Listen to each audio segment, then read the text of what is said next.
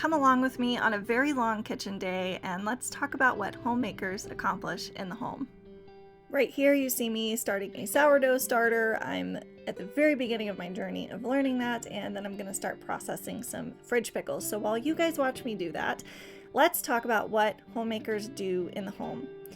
Homemakers often get the comment or question of, what do you do all day? Or some variation on, I could never stay home all day. I would get so bored. And while this answer is going to ruffle some feathers, here it is.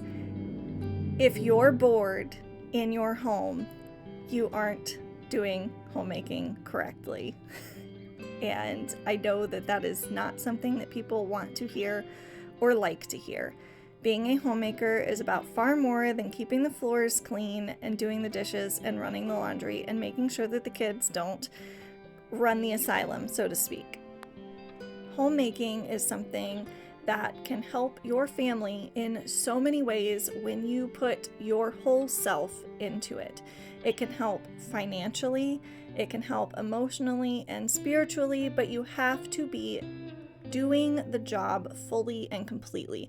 Now, that is not to say that every single one of my days are like the one that I filmed here. This particular day, I spent 8 hours in the kitchen. I'm showing you guys roughly 10 minutes of film, but I spent 8 hours on my feet doing various tasks. Other days, it might be deep cleaning and organizing, or it might be a complete overhaul on one of the rooms, like the laundry room or the kitchen.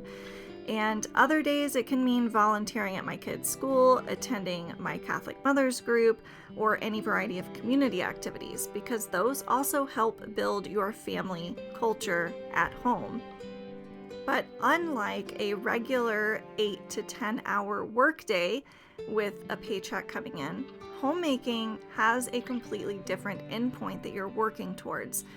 If you're working for an employer, you're working to get that paycheck, and generally speaking, once you leave work, then your day is done and you're off the clock. That's not affecting the rest of your life.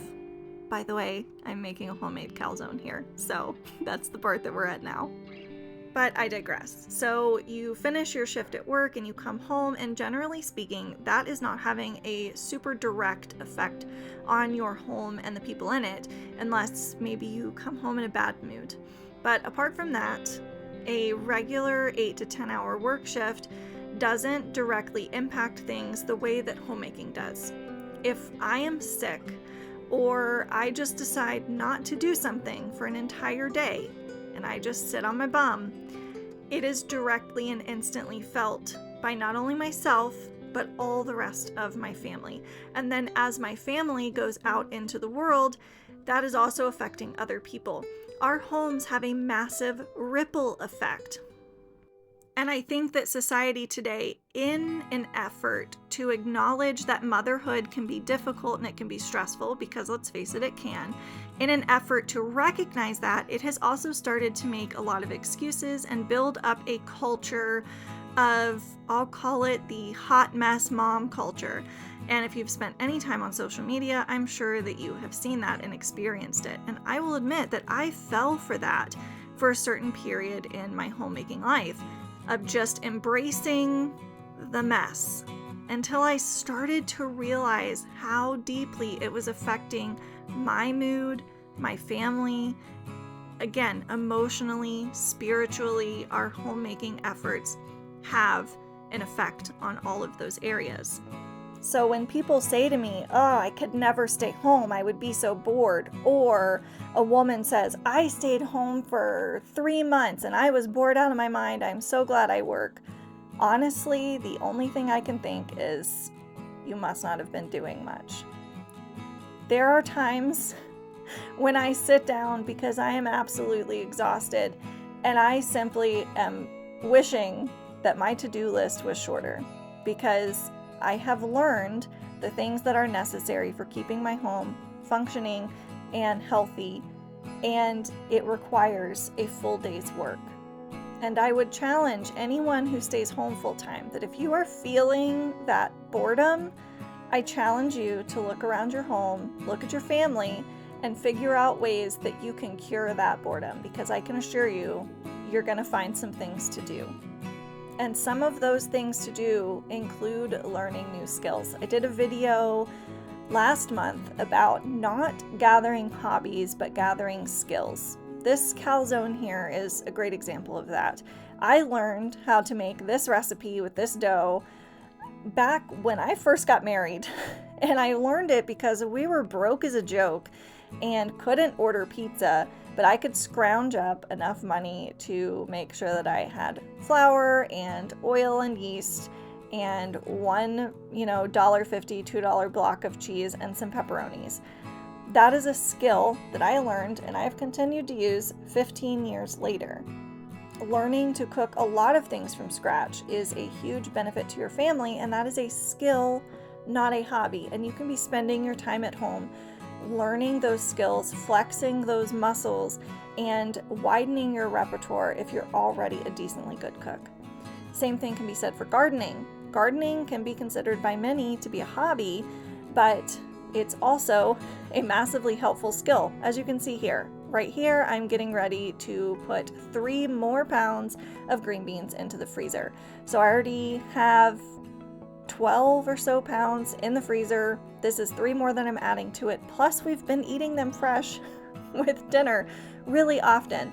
So me knowing how to garden and getting better at it has meant that this year I can put away multiple pounds of green beans, which we happen to love eating, and I will be able to have these through a significant portion of the winter, and it helps bring down our food cost, while also knowing that these beans are nutritionally, in my opinion, better than what I can buy at the store.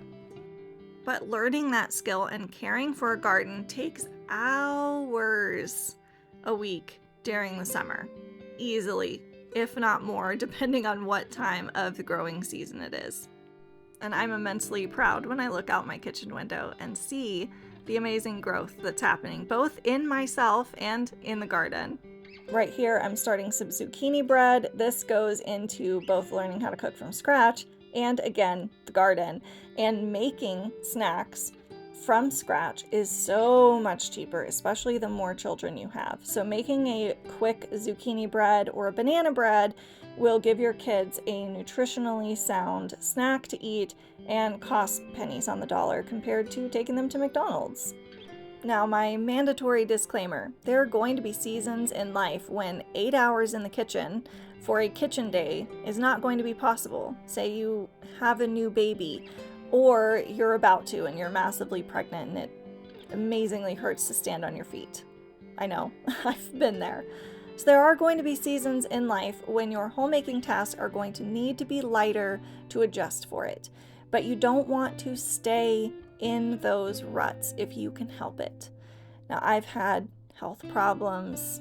I've had horrible pregnancies. So again, I understand those types of limitations. But I have not allowed myself to slide into a habit because of those times when I had a genuine excuse to sit down on the job a little bit. And the same way that my husband, being an electrician, would not be allowed to just sit on his butt all day and stare at his phone, as a homemaker, I also should not give myself the luxury to do that. And again, that ruffles feathers today. People don't want to hear it. There's so many stay-at-home moms who say, I stay at home, my job is to watch the kids. That's it. Everything else should be split equally. And I'm sorry, ladies, but that's not fair, and that's not true. If you're home all day, then caring for the home is primarily your responsibility. And if you are doing all of these tasks and you are a dang good homemaker, then when you hear people make disparaging comments, stand up for yourself and let them know exactly what it is you do in the home. As always, I wish everyone happy homemaking.